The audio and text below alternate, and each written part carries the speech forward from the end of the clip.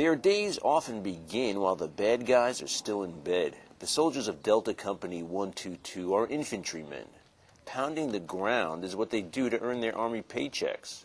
It's what Private First Class Bruce Harrington says he's always wanted to do. Can't imagine any other job. I joined the Army. When I was a kid, I used to always play Army, sneak up on my sister, stuff like that. As soon as I put BDUs on for my stepdad, I knew this is what I wanted to do. See if you identify anyone in the tree lines or in canals trying to hide from coalition forces. Break. For the next 3 days, Delta Company Commander Captain Jared Rudisil and his men are on a mission. Remove the terrorists living and operating in Arab Jabor, a terrorist-infested section of eastern Baghdad. Staff Sergeant Anthony Vanette says he knows all too well. The first time we came down here, we spent 3 days out here, picked up a little patrol base. The first 6 hours we were down this way, it was contact for 6 straight hours by way of mortars, IEDs, small arms fire. A platoon of Iraqi Army soldiers has joined the 4th Infantry Division soldiers in the joint venture dubbed Operation Final Fury. One way to gain the upper hand in an area terrorists are known to be operating in is to earn the trust of the people living there. Sometimes that means sitting down in a local's living room and talking over a cup of tea. You know of any other leaders that would be willing to step forward and work with us in this area? And you be safe too. A short while later, the two men shake hands, a hopeful sign they're together in the fight to root out terrorists. A day one objective for Delta Company is setting up a temporary patrol base.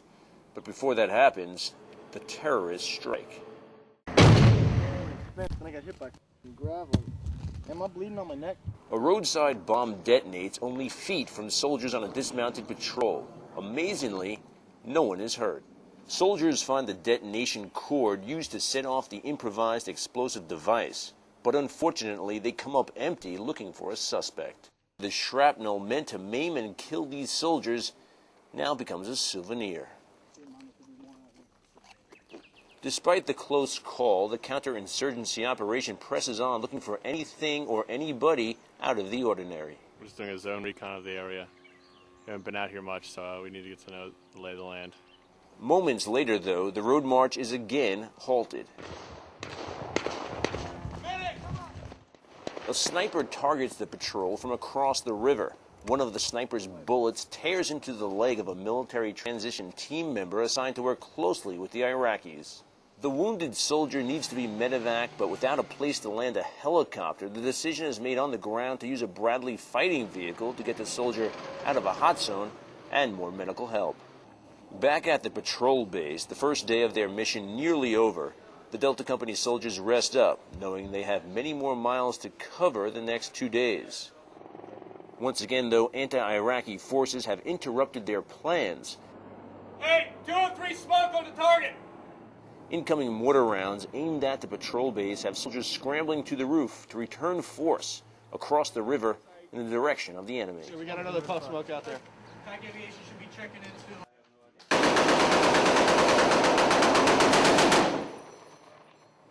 Ultimately, for these Delta Company soldiers, night does fall on day one of Operation Final Fury. Ready to roll? Today, the IA and headquarters platoon are conducting a search and attack south of where we made contact yesterday. We want to identify enemy defenses in the south. The young commander makes a key strategic decision as troops move out on day two. Most of the company will continue to head south, but they'll do it staying off the main roads. The alternate route offers better cover and also a change of scenery. It also means new contacts. You live in this area? Have you lived here a long time? Contacts the soldiers hope will lead them to an insurgent hideout or possibly a weapons cache. Our recon element searched some homes en route to our objective area. We went further west than usual and tried to sneak in on them. The surprise attack perhaps foiled by enemy lookouts. We observed 5 to 10 males calling people on phones, warning them that we were coming, and then those males took off in their vehicles to the south. The hunt has to wait, though. 100-degree temperatures and a rapidly diminishing water supply forces the patrol to head back to base. We'll continue another day. Fed today? فتحي يوسف صالح. The patrolling may be over, but the day's work isn't. Soldiers patrolling north have picked up 3 locals for questioning, blindfolding the men in part to keep the patrol base location a secret. A list is checked to determine if any of the suspects are known targets in the area. While darkness doesn't stop company leaders from continuing to work, in the kitchen the focus of the Iraqi soldiers' work, after another long day, has shifted to preparing dinner.